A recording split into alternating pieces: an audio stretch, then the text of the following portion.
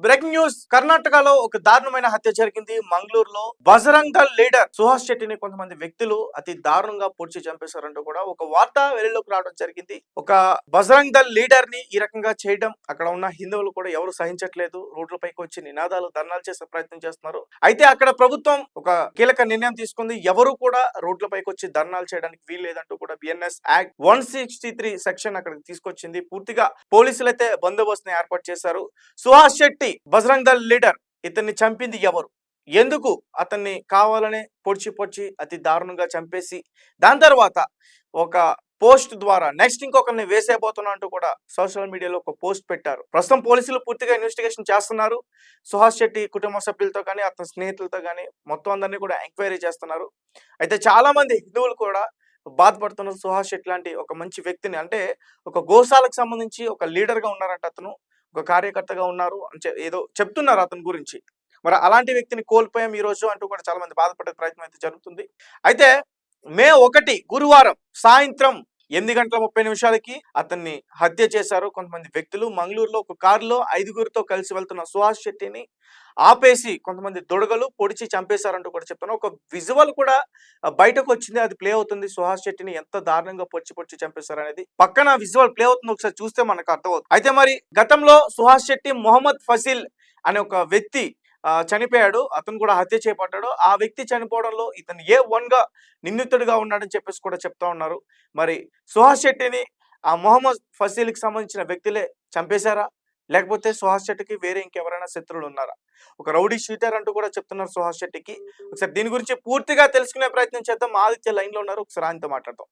ఆదిత్య, చెప్పండి, సుహాస్ శెట్టి బజరంగ్ దళ్ లీడర్ ని చంపేయడం చాలా దారుణం. ఎవరు ఎందుకు ఈ రకంగా ప్రవర్తించారు, ఎందుకు చేశారు? తేజ, ఈ సుహాస్ శెట్టి అనే వ్యక్తి ఒక రౌడీ షీటర్ అని చెప్తున్నారు. అండ్ ఇతను హిందూ కార్యకర్త, గతంలో అంటే బజరంగ్ దళ్ లో గో సంరక్షణ విభాగంలో సభ్యుడు కూడాను. సో అటువంటి వ్యక్తిని కర్ణాటకలోని మంగళూరులో గురువారం కొందరు 5గురు అని చెప్తున్నారు దుండగులు రద్దీగా ఉన్న రోడ్డుపై ఘోరంగా నరికి చంపారు. సో ఈ హింసాత్మక ఘటనతో నగరం మొత్తం కూడా ఒక్కసారి ఉలిక్కిపడింది. శాంతి భద్రతల సమస్య తలెత్తే అవకాశం కూడా ఉండడంతోనే బిఎన్ఎస్ సెక్షన్ 160 కింద మంగళూరులో మొత్తం నిషేధాజ్ఞ విధించారు. ఎందుకంటే ఇతను హిందువు కాబట్టి దీనికి సంబంధించి ఏదైనా గొడవలు రావచ్చు అని చెప్పేసి ఇటువంటి సెక్షన్ కింద మొత్తం కూడా నిషేధాలు అయితే విధించారు. సో మే 2 నుంచి మే 4 వరకు కూడా ఈ ఆంక్షలు అమల్లో అయితే ఉంటాయి.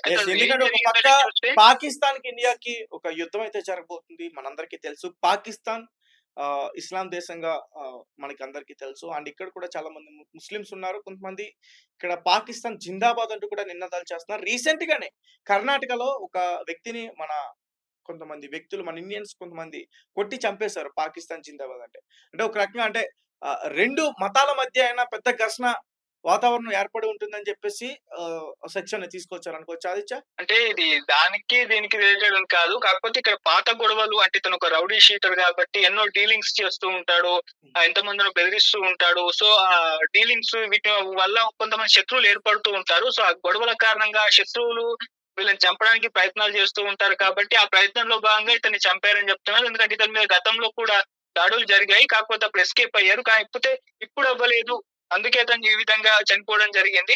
అయితే అసలు ఏం జరిగింది కేసు అని ఒకసారి చూసుకుంటే, 30 ఏళ్ల ఈ సుహాస్ శెట్టి 2022లో ఫాజిల్ హత్య కేసులో A1 నిందితుడిగా ఉన్నాడు.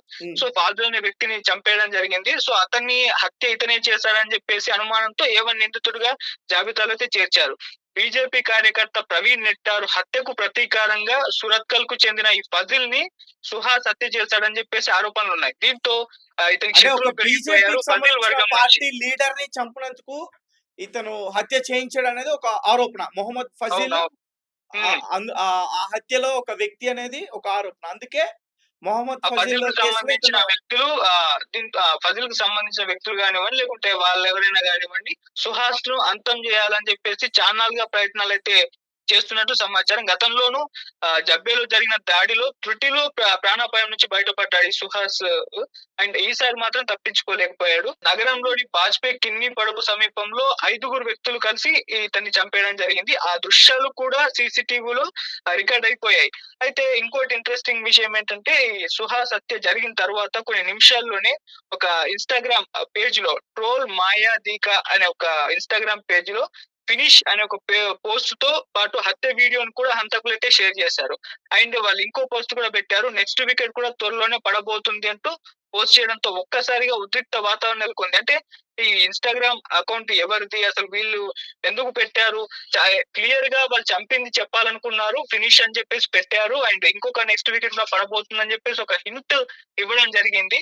సో ఇప్పుడు ఈ ట్రోల్ మాయాదీక అనే పేజ్ ఎవరిది? ఈ హంతకులు వీళ్ళేనా? ఈ హ్యాండిలర్స్ అని చెప్పేసి ఆ దిశగా అయితే ఎంక్వైరీ అయితే జరుగుతోంది. రైట్, థ్యాంక్ యూ ఆది. Thank you. Bajrang Dal leader మరి సుహాస్ శెట్టిని ఎవరు చంపారు? అయితే కొన్ని ఆరోపణలు అయితే బయటకు వినిపిస్తున్నాయి. గతంలో మొహమ్మద్ ఫజిల్ అనే వ్యక్తి హత్య చేపట్టాడు. దానికి ప్రధాన నిందితుడిగా A1 గా సుహాస్ శెట్టి ఉన్నారు. కాబట్టి వాళ్ళే ప్రతీకారం తీర్చుకున్నారా, పగ తీర్చుకున్నారనే ఆ కోణంలో కూడా పోలీసులు దర్యాప్తు చేస్తున్నారు. అలాగే రీసెంట్ గా కర్ణాటకలో ముస్లిం వ్యక్తిని అతి దారుణంగా కొంతమంది వ్యక్తులు చంపేశారు. ఎందుకంటే పాకిస్తాన్ జిందాబాద్ అంటూ కూడా అతను నినాదాలు చేయడం జరిగింది. మొత్తానికి కర్ణాటకలోనే అక్కడ గవర్నమెంట్ కొంచెం ఇబ్బందుల్లో ఉన్నట్లయితే మనకి పూర్తిగా తెలుస్తుంది. ఎందుకంటే కర్ణాటక ముఖ్యమంత్రి ఎవరైతే ఉన్నారో సిద్ధరామయ్య, ఆయన కూడా ఈ పాకిస్తాన్ అలాగే ఇండియాకి సంబంధించి యుద్ధవతనం వస్తున్నప్పుడు పాకిస్తాన్ తో కూర్చుని శాంతిగా చర్చలు జరిపితే బాగుంటుంది అంటూ కూడా ఆయన మొన్న మీడియా ముఖంగా అభిప్రాయపడ్డారు. సో చాలా మంది కూడా అతను తిట్టే ప్రయత్నం చేశారు. ఈ రకంగా మాట్లాడతారా? ఎందుకంటే చాలా మంది హిందువులు ఇక్కడ చనిపోయారు. మీరు హిందువా కాదా అని అక్కడ కొంతమంది వచ్చిన ఉగ్రవాదులు, టెర్రరిస్టులు వాళ్ళు అడిగి మరీ చంపేశారు.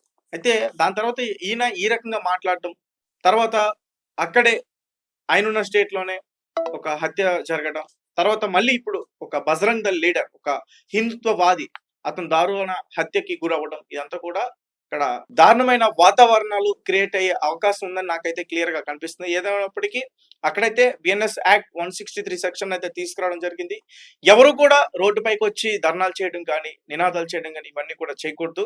అండ్ ఒక పక్క పోలీసులు కూడా ఇన్వెస్టిగేషన్ చేస్తున్నారు. వాళ్ళ స్నేహితులతో కానీ, అలాగే బంధువులతో కానీ ఎవరైతే వాళ్ళ పైన అనుమానం ఉందో వాళ్ళందరినీ కూడా అదుపులోకి తీసుకునే పరిస్థితి అయితే ఉంది. అండ్ ముఖ్యంగా ఇన్‌స్టాగ్రామ్ అకౌంట్ లో ఏదో ఒక పోస్ట్ పెట్టారు. ఫినిష్ అతను ఎవరనేది కూడా మనకి తెలుస్తుంది.